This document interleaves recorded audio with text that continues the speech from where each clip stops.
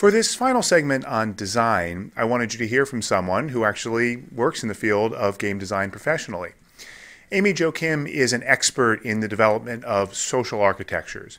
In addition to her game design work, she's also an author and the organizer of workshops on applied game design and gamification. As you'll see from my interview with her, many of her ideas track the concepts that I've been discussing in the course so far. Amy Jo, thanks so much for joining us. My pleasure.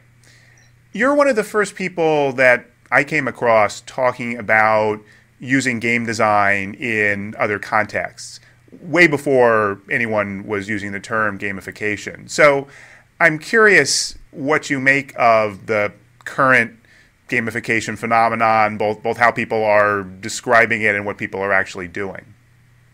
That's a great question. So to me, it's a great wave of interest in gaming that I think is happening because of all the same reasons we see. You know, how many people grew up with games, how much the mechanics are now easier to use. Some of them are getting standardized into APIs and toolkits. So I see that there's tremendous interest, and I love that interest.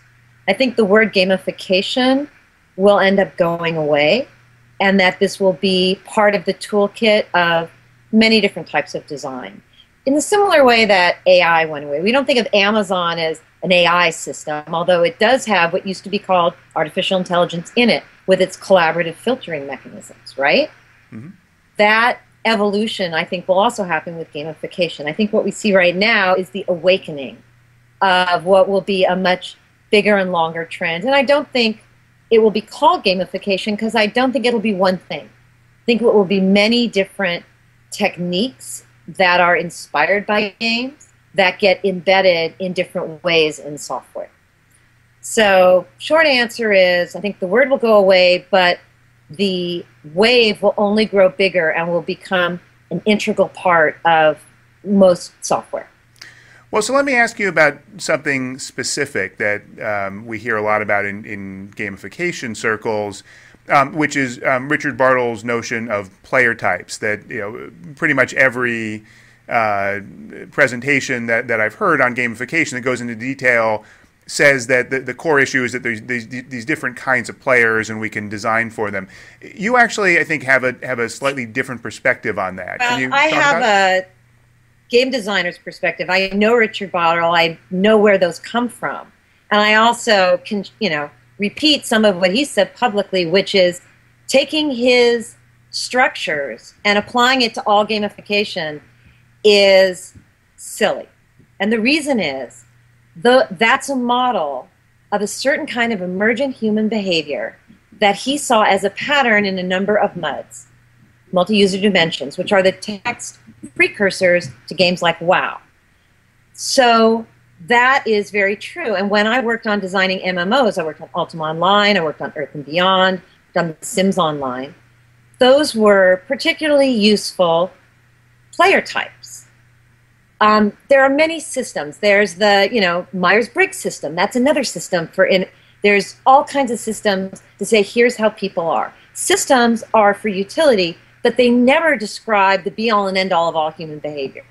So if you're building an MMO or something that has those dynamics, those 4 player types are extremely useful and I think appropriate to use as a model. If you're working on something else, which is what most of gamification is, then they actually don't work. And the reason I know this is because I have a consulting business and I've used player types with maybe 20, maybe 30 different clients. And what I've learned is that they only work for a small segment of games and game-like structures. I've developed a different take on player types that's much more about what I see in social media and social gaming, very similar to Bartle, inspired by Bartle. I always start by saying, here's Bartle's player types. Here's why they don't work for what we're doing. Here's how to tweak them to make them work for what you're doing. So here's Bartle's player types. And what I found and what he said publicly is that points, badges, levels, and leaderboards, which are the tropes of gamification, fundamentally appeal to achievers, which is a small segment. And here's my take on Bartles, which I structure around social engagement verbs, because it's actually easier to apply. Very similar, there's competing, collaborating, exploring, and expressing. Explore is right out of Bartle. So that one is similar. Competing is similar to the achievers, but more specific. Collaborating is very much what he calls socializers, but with a very game perspective. And the reason is that if you're trying to choose which game mechanics and which strategy to adopt for your gamification, understanding this is extremely useful. And then what Bartle didn't talk about at all that is a huge driver in social media and social gaming is self-expression. That one was missing, and the drive towards self-expression. And for many people, that's a primary player type. That there's people that will just play with their avatars and their me's on the Wii, and it's a very much a part of how social games in particular monetize. So these are the 4 words that I find particularly useful. And then here's very specific words built around those. And one of the exercises that I do with my clients is to map out the core actions in their product against this chart and see where they fall, and then map that against who they're trying to reach. For example, if you're trying to reach females, you always ask at the beginning, who's participating in this and how is it they like to engage? If you're doing, if it's an all-male situation, and let's say it's a bunch of sales guys, they're going to be really comfortable with friendly competition and a competitive trope. If it's females, particularly say middle-aged moms or young moms, in general, they're going to respond much better to collaborative mechanics and social mechanics. And things like a leaderboard would be not the first thing to do for that kind of community. What I encourage all my clients to do and my students to do is to take this and don't be afraid to tweak it. Take it as a starting point. Take Bartle as a starting point, and then say, okay, in the world I'm living in with my product, what describes the player types? There might actually be something that's much more specific to what you're doing that is more useful to you. So don't hold the sacred cow so sacred would be my summary statement. So always good advice.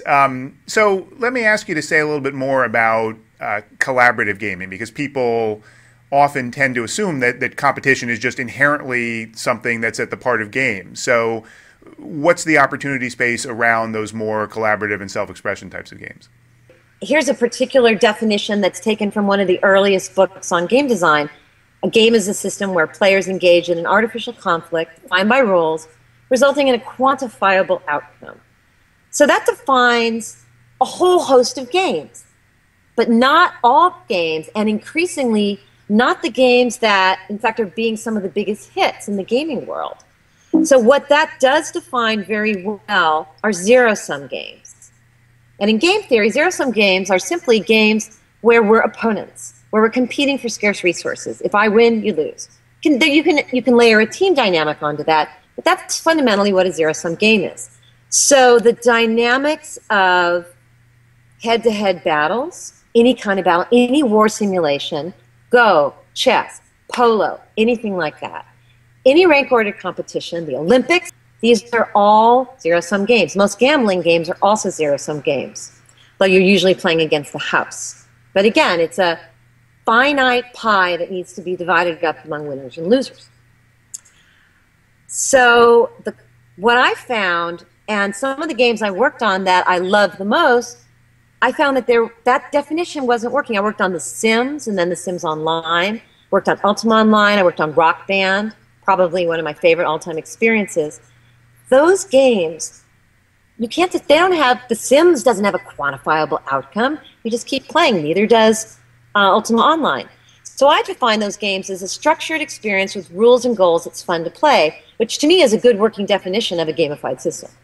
Rules and goals are pretty critical. Fun to play is pretty critical, or at least pleasant, engaging, and not a completely unstructured experience. But I realized as I dug into game theory that actually was defining, non-zero-sum games. And non-zero-sum games, we are not opponents, we're partners.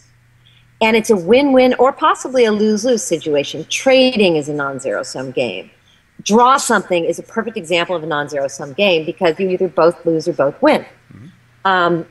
So other examples would be many playground games, party games. I just mentioned Draw Something, which is Pictionary in a mobile device. Martial arts are about personal advancement and achievement, but with a very supportive, your winning doesn't make somebody else lose unless it's a head-to-head competition. The general martial arts is very non-zero sum. And one of the best examples is a charity walk, where the more people you can get to join up, the more money you raise, we're all winning together. How many people can we bring in here to win together? That's really what non-zero sum gaming is about. And to me, that's the heart of collaborative gaming. Since you have experience both on the website and in the games world, I'm curious if you feel like there's a particular mistake that people make when they come out of web design and social media and those kinds of worlds and try to engage in gamification. That's a great question. The thing I see the most, and I just saw this last week when I did an audit for a startup, see it all the time. People in the web world are very good at understanding funnels and engagement loops. That's very natural. That's familiar to a lot of what they do. They also are often familiar with loyalty and the basic concepts of loyalty. What they're not familiar with is the fact that a gaming experience changes over time and that there are key stages of a player's life cycle, what we call the player journey, that require actually a different set of features and a different set of powers to give the person. So the idea that you're creating an experience that unfolds over time and changes over time in response to someone's increasing commitment and skill is fundamental to a good game, especially a good computer game. And that's the mistake I see people seeing. They say, look, we've got the funnel and we've got this habit loop built, and now we will drive habits.